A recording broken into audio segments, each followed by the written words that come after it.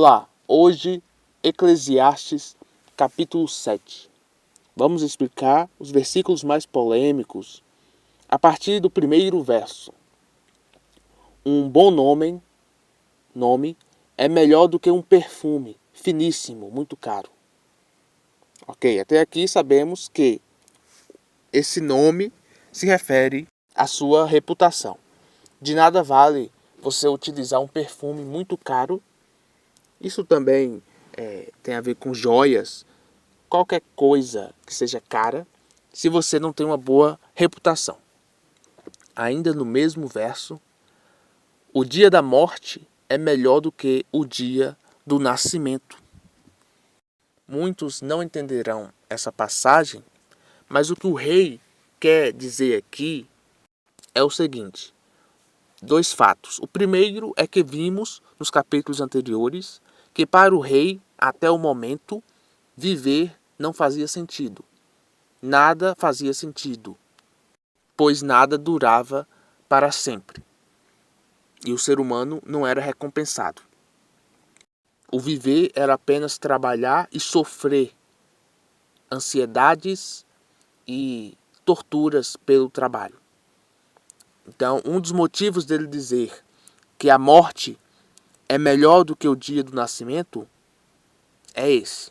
O segundo motivo é o que veremos futuramente em revelações do Novo Testamento, em que afirma que o dia da morte é melhor do que o dia do nascimento se e somente se você tiver aceitado a Cristo e se você manteve a sua fé até o final.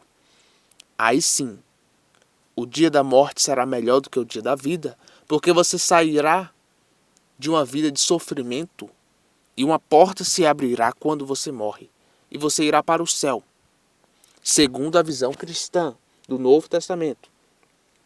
Porém, se você morre sem Deus, aí de fato esse verso, primeiro verso, de que o dia da morte é melhor do que o dia do nascimento, se encaixa mais no pensamento dos capítulos anteriores de Salomão, de que isso se deve pelo fato de você trabalhar muito e sofrer muito, e por isso melhor seria a morte, já que até aqui Salomão provavelmente não acredita em um inferno que dure para sempre, e sim que quando o homem sem Deus morre, ele vai ser enterrado e jamais será lembrado, jamais terá consciência. E provavelmente ele pensava o mesmo de nós, os cristãos, os servos de Deus, porque ainda não havia revelação que afirmasse que os homens viveriam no céu.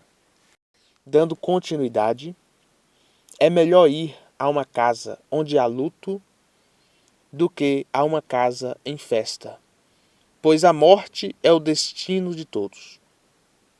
Os vivos devem levar isso a sério. Sabemos que os vivos, muitos não estão nem aí para esse tipo de pensamento.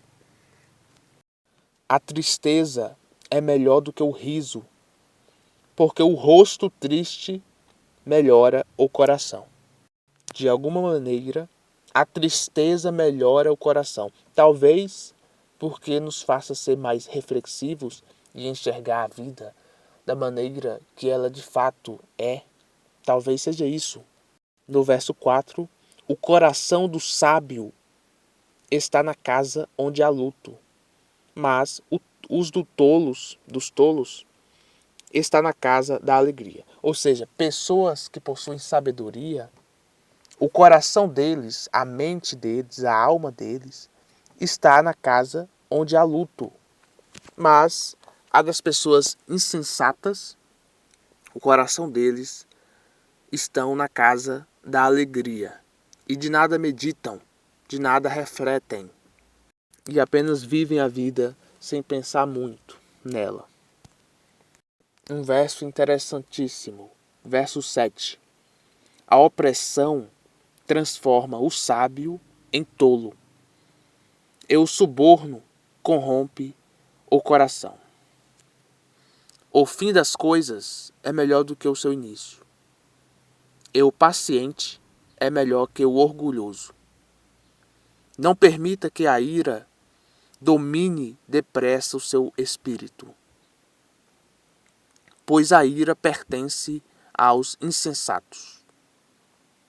Não diga para si mesmo, porque os dias do passado foram melhores do que os de hoje, pois não é sábio fazer tais perguntas, tais afirmações. Considere os dias de hoje melhores do que o do passado. Já aqui, cada um deve refletir sobre o seu próprio passado e o seu presente. Outro verso interessante. Quando os dias forem bons, verso 14, aproveite-os bem, mas quando forem ruins, considere isso. Deus fez tanto um quanto o outro,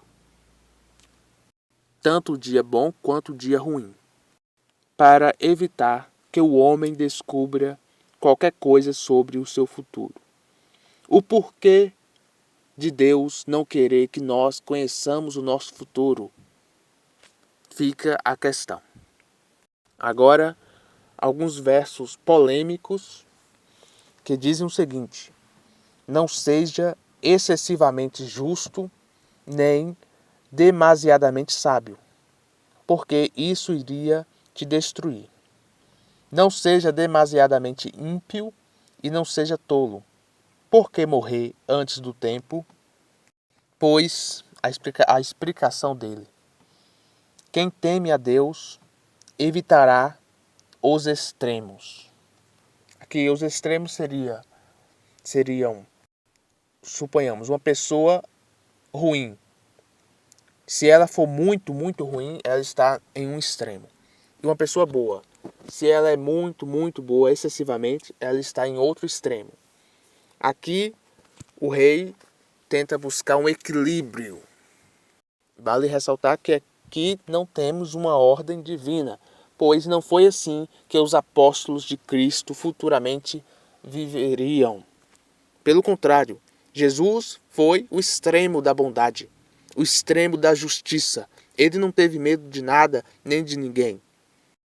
Devemos seguir os seus passos quem se considera cristãos e sofrer as consequências. Porém, aqui Salomão está dizendo não para não fazermos isso, porque isso nem havia acontecido ainda. Salomão viveu bem antes do nascimento de Jesus. Mas ele está dizendo que é melhor ser equilibrado do que ser excessivo. Porque se você for excessivo em tudo que faz, seja para o bem, seja para o mal, você irá acabar morrendo. O importante é você não cometer pecado. O texto, apesar de não dizer com essas palavras, quando Salomão diz, aquele que teme a Deus, ou seja, ele já está colocando Deus em primeiro lugar. Então você não pode rejeitar Deus. Independente do que você faça, Deus tem que estar em primeiro lugar porque você o teme. Então é isso. Salomão não está pedindo para que você pratique a maldade em equilíbrio. Pelo menos não é isso que eu vejo. Mas para que tomamos cuidado. Porque o ser humano é muito problemático. E muitas pessoas são más. E é difícil você lidar com uma pessoa má sem utilizar da sua própria arma. Não sendo assim, você seria ferido. Sofreria as consequências e morreria cedo. É o que o texto vem afirmar. Porém, acima de tudo, temer a Deus e fazer a sua vontade. Infelizmente, Salomão não viveu a nova era do Novo Testamento e não conheceu a vontade de Deus que foi transmitida por Jesus. A vontade de Deus que ele conhecia foi a do passado, antes da vinda do Messias. Dando continuidade aos últimos versos, todavia, não há um só justo na terra. A partir do verso 20. Ninguém que pratique o bem e nunca peque. Não dê atenção a todas as palavras que o povo diz. Caso contrário, poderá ouvir o seu próprio servo falando mal de você. Pois em seu coração você sabe que muitas vezes você mesmo também falou mal de outros. E a conclusão que Salomão chega, a partir do verso 23. Tudo isso eu examinei mediante a sabedoria e disse: estou decidido a ser sábio. Mas isso estava fora do meu alcance. A realidade está bem distante e é muito profunda. Quem pode descobri-la? Descobri que muito mais amarga do que a morte é a mulher que serve de laço. Aqui se referindo a mulheres do mundo, que por conta delas muitos homens também são mortos ou perdem a sua razão. Mulheres do mundo que não servem a Deus, antes servem aos demônios. Assim cheguei a esta conclusão. Deus fez os homens justos, mas eles foram em busca de muitas intrigas. E de 1000 homens que examinei, descobri um que para mim parece ser justo, mas entre as mulheres ainda não achei nenhuma sequer. E tudo fiz para descobrir qual era a razão, o motivo da vida do ser humano aqui na Terra.